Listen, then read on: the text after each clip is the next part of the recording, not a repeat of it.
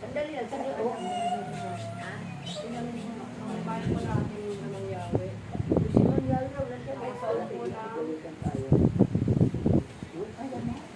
nakagin ng mahaba na nakatali sa alya. Nakabakal siya na parang tissue. Nasa tungkod niya, una, nakita ko po yung si Tatay Rudy.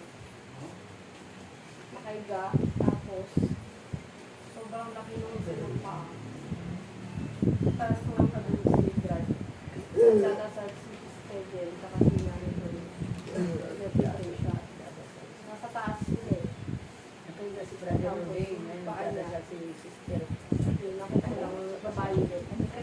Ang laki hanggang suwod niya. Tapos, ayun na, nakikita ko parang siyang pinatherapy ni Brad. Habang nagdadasal sila, Sister din, saka si Nanay Rudy. Yung pangalawa ko, ang nakita ko sa tungkod niya, ewan ko kung ano yung nasa isang maraming sasakyan na nagbanggaan. Wala ko sa lugar.